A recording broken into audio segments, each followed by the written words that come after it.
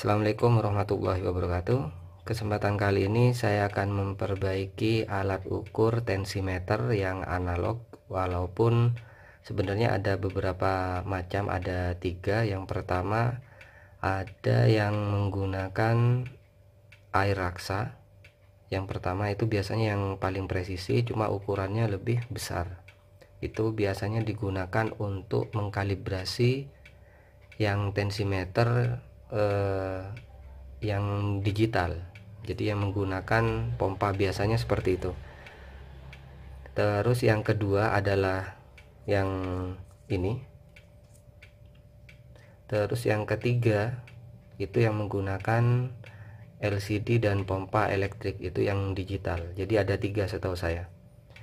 Dan permasalahan dari tensimeter ini adalah ketika dipompa, bagian yang mengembang yang ini ya, dengan alat ukur tekanannya ini, dia tidak bergerak sama sekali dan ini tidak mengembang.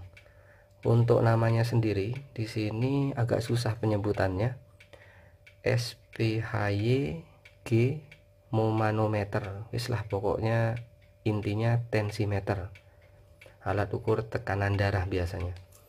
Terus untuk inputnya sendiri, karena inputnya ini hanya satu, ini input ya, saya sebut ini input. Saya akan menggunakan bahasa yang biasa saya gunakan aja. Nah, ini adalah input masuk ke bagian apa namanya, yang mengembang. Terus outnya ini akan ke alat ukur tekanannya ini. Jadi ketika dipompa ya, alat ukurnya ini tidak mau bergerak sama sekali dan ini tidak mengembang. Nah, permasalahannya kalau seperti itu bukan karena bagian yang mengembang ini yang bocor. Biasanya agak susah kalau tidak ditusuk jarum di sini, ini susah sekali untuk rusak bagian yang mengembang ini. Apalagi di bagian ini alat ukur tekanannya ini susah untuk rusaknya. Kedua alat ini biasanya susah untuk rusak, tapi tergantung juga harganya dan merek yang kalian beli bagus atau tidak. Tapi setahu saya kedua alat ini biasanya susah untuk rusak. Biasanya yang lebih kalah bagian selang kotor atau bagian inputnya ini, bagian input. Cara membuka bagian input cukup ditarik ke belakang seperti ini jika tidak ada penguncinya.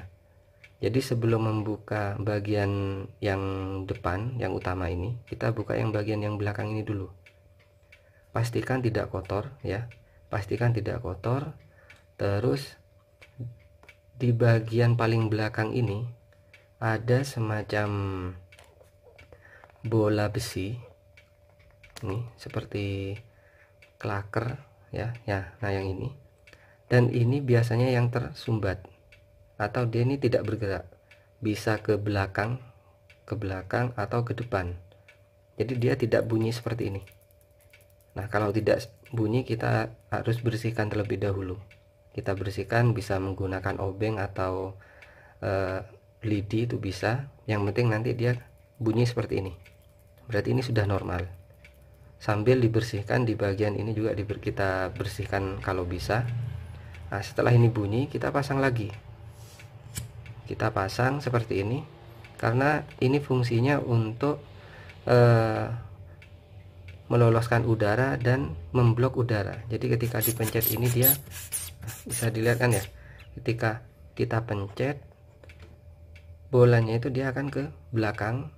Nah, ketika kita lepas dia akan ke depan lagi dan terus seperti itu. Kalau itu hanya ke depan aja dia tidak bergerak, pastinya udara akan kebuang semua. Jadi tidak ke depan, ke belakang semua.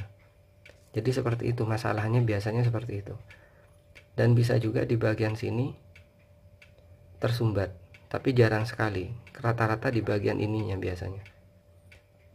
Nah, kalau ketika dipasang seperti ini masih bocor di bagian di bagian sela-selanya ini bisa diberi lem silikon, atau jika ingin paling aman kasih klem di sini,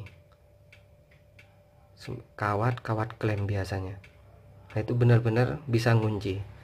Cuma nantinya yang dikhawatirkan itu bagian karetnya ini biasanya yang kalah, tapi pastinya aman, tidak bocor, pastinya seperti itu. Nah, ketika sudah diperbaiki, ini karena sudah saya perbaiki ya, ketika dipompa maka bagiannya akan mengembang dan alat ukurnya dia bergerak. Nah, ini sudah benar. Kalau seperti itu sudah benar, tinggal kita praktekkan aja langsung ke lengan, biasanya ditaruh di lengan biasanya. Nah, ini untuk membuang anginnya cukup dilonggarkan aja, maka anginnya nanti kebuang sendiri. Nah, kebuang nanti. Jadi cara memperbaikinya sesederhana itu. Jadi jangan langsung membuang alat ini, kita harus cek bagian depannya ini dulu, kita cek, bersihkan. Jika sudah, kita harus pastikan selangnya ini tidak ada yang tersumbat. Kalau untuk alat ukur tekanan dan ini yang mengembang ini susah sekali biasanya untuk rusak, karena kualitas dari karetnya sendiri ini pastinya bagus. Kalau di alat kesehatan biasanya beda bahannya, biasanya seperti itu. Ya, mungkin cukup sekian yang bisa saya share untuk cara memperbaiki alat tensimeter analog ini. Semoga bermanfaat. Wassalamualaikum warahmatullahi wabarakatuh.